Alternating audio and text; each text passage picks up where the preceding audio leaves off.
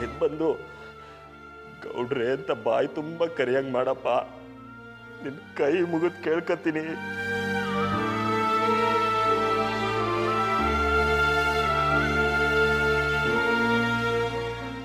ಸಮಾಧಾನ ಮಾಡ್ಕೊಳಪ್ಪ. ನಿಮ್ಮ ಮೈಸೂರು ಮೇಡಮ್ಗೆ ಏನೂ ಆಗಕ್ಕಿಲ್ಲ. ಕೆಟ್ಟವರೆಲ್ಲ ಈ ಭೂಮಿ ಮೇಲೆ ಸುಖವಾಗಿ ಬದುಕ್ತಾವ್ರೆ.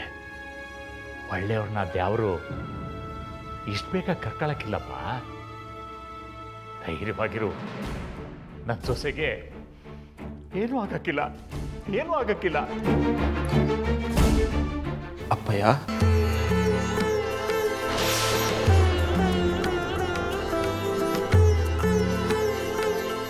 ಅಪ್ಪಯ್ಯ, ನನ್ನನ್ನು ಕ್ಷಮಿಸ್ಬಿಡು ಅಪ್ಪಯ್ಯ. ನನ್ನಿಂದ ನಿನಗೆ ಸಾನೆ ಅನ್ಯಾಯ ಆಗೋಗದೆ.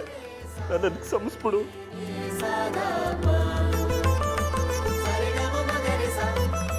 ನಿನ್ನಿಂದ ನನಗೇನಪ್ಪ ಅನ್ಯಾಯ ಆಗಿದೆ? ಏನು ಅನ್ಯಾಯ ಆಗಿದೆ? ಹೌದು ಅಪ್ಪಯ್ಯ, ಅದೇನೋ ಗೊತ್ತಿಲ್ಲ, ಈಟ್ ವರ್ಷ ನಿನ್ನ ಅಪ್ಪಯ್ಯ ಅಂತ ಒಪ್ಕೊಂಡೇ ಇರಲಿಲ್ಲ.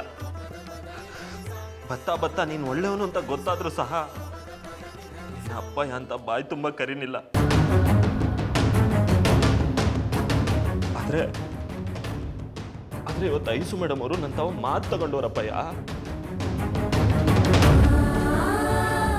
ಹೇಳ್ಮಗ, ಅದ್ಯಾವ್ದೇ ಏನಿಲ್ಲ ಅವಳೆ.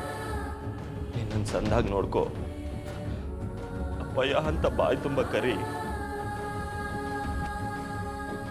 ನಾನು ಬದುಕ್ತೀನೋ ಸಾಯ್ತೀನೋ ಗೊತ್ತಿಲ್ಲ, ಇದೇ ಕೊನೆ ಆಸೆ ಅಂತ ಕೇಳ್ಕೊತಾ ಇವ್ನಿ.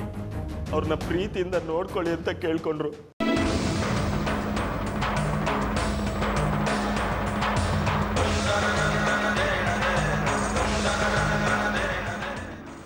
ತಂಗ್ಯವ, ಇದೇನು ತಂಗ್ಯವ ಇದು? ಅಪ್ಪ ಮಗ ಹಿಂಗೆ ಒಂದಾಗೋಗ್ಬಿಟ್ರಲ್ಲ.